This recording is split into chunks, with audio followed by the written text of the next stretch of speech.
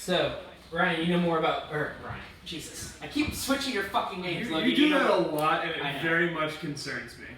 Logan, you know a lot more about Baker's than we do, so... So, Baker's.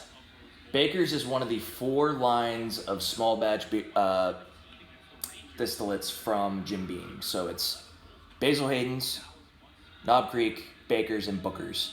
This is the second highest proof at 107, and then it's 7 years old. Recently, they transitioned away from small batch into pure single barrels.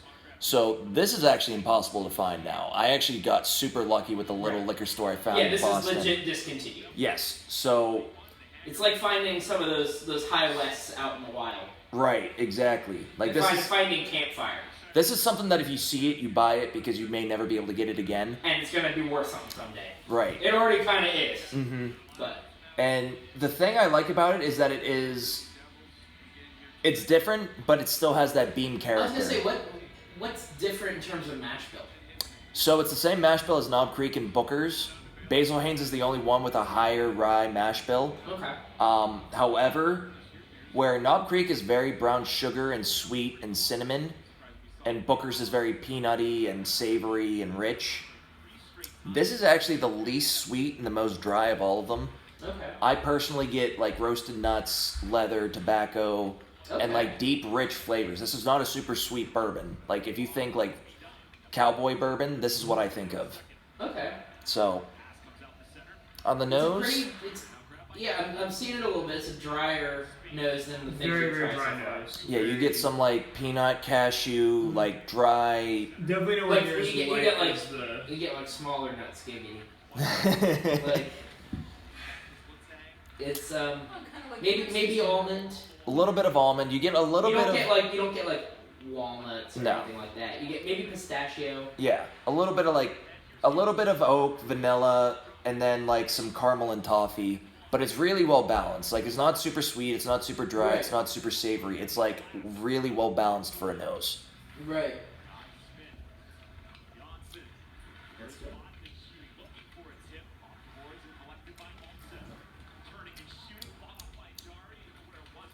Leather.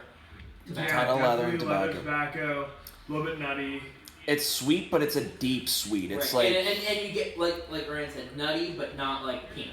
Right. I get pretty much all the other like pistachio and all like trail mix without the fruit and without the peanuts. And without, I don't get too much chocolate. Maybe a little bit of straight cocoa. Little bit, yeah. But not chocolate. You get a little bit of cocoa on the tail end, but like this is like the sweetness I say is a burnt sugar sweetness. Yes. Like this is very much burnt sugar on the front end, and then it transitions into like sweet pipe tobacco, leather, all the nuts, and then the finish is very giggity. The finish definitely lingers on this more. It lingers more than I was expecting. And then like the finish is very much like a like the marshmallow char, like blackened marshmallow char is what I get on the finish because it's not sweet, but it's not like what's the word? It's not dry. Yeah. And then, like, you get some oak spice throughout this, too. Like, oak spice is present in the front, middle, and end. It's aged enough that the oak actually imparts some straight-up oak flavor. It does, but it's not woody. It's, like, oak spice, but not oak wood. Right. It doesn't taste like you got some liquid barrel in here. It tastes like you actually have, like, spice. Yes. And, like, whenever I think of, like, a whiskey that was drank in, like, the 1800s, this is the kind of whiskey I envision as, like, what was drank back then. I can see that. Oddly, like, I don't know why that's something that I feel like I can relate to that. Yeah. That kind of taste, but it doesn't try. That's kind of where I place it too. It doesn't try to be sweet. It doesn't try to be rough and aggressive. It's just a well-rounded whiskey that. Yeah, you get more like cashew and almond as it sits too. Yep. More so on the finish. You still get the tobacco and the and a little bit of that kind of oak spice and all that kind of stuff in the palate, but as it transitions to finish, it does become more like, again, like the lighter nuts like pistachio, almond, cashew. But it's also... I'm getting a tiny bit of peanut, but it's not like... Not Jim Beam. It's not the Jim Beam peanut taste. And the one thing I will say, too, is we talked about how like nutty the Rebel Yell 10-year was. This is not as nutty as that. This is a more balanced whiskey compared to that one. That was almost the focal point. This one, it's part of it. Yes. And it's like you can pick every part of it out, but it's not the basis of it. Mm-hmm. And again, this just goes back to my testament of my love for Jim Beam. I love all of their products. I just wish that they would release a higher proof Basil Hayden's. Right. Like if they released a Basil Hayden's cask strength. Like they used in one of the Little Books, didn't they? They used an aged cask strength Basil Hayden. Yeah, so Little Book Chapter 3, they put 11-year Basil Hayden cask in it. They used all the young stuff. Like they used like a 4-year brown rice whiskey, a 6-year corn whiskey, and then I think it was an 11-year Canadian rye. But the 3 used, I think the youngest thing that was in the 3 was like a 9-year. It was an 8-year. It was an 8-year. Was it a Knob Creek? No, I think it was Baker's 8-year. Baker's 8-year. Okay, that does make sense. There was regular Knob Creek in there too, wasn't there? I think it was either 9-year or 11-year Knob Creek. Okay. I don't have like everything directly in front of me, but especially that it's hard to remember that unless you're looking at it. Yeah. But all I know is that it's one of my favorite whiskeys, and I really wish I could find another bottle of it, but I don't think it's going to be possible.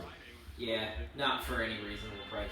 But this kind of makes me sad that this is discontinued because this is really pleasant. Well, keep in mind, they do have the single barrel, which is very reminiscent. Right. There's just going to be different nuances from bottle to bottle. What's the pricing difference on this at MSRP versus... So at MSRP, this was $50. I bought it for $56. The single barrel's closer to $65, right?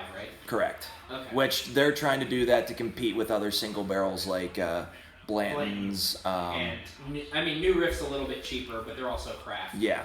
Rock Hill Farms and all the other... Like they made it to compete with the other single barrels, which, let's be real, it makes sense to do that. And if it's anything like this, I would say it does compete too. Because I think that give me a bottle of this versus a bottle of Blanton's, even being a small batch versus a single barrel, I'll take that. I also think that PA charges a little bit more because I got a bottle from Ohio for including tax, it was like $63. So I also think that we charge a little bit higher. $58 or $59. Yeah. But still. Yeah. I mean, for $60, I would buy the single barrel. Like it's definitely different from Knob Creek, and it's different from Booker's to the point that I would also have that. Like, right.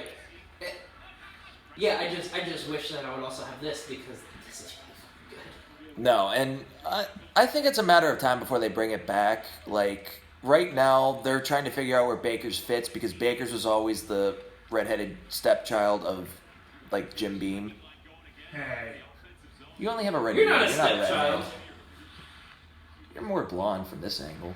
I'm redhead. You look blonde to me. And this one. That's the biggest compliment I've ever given.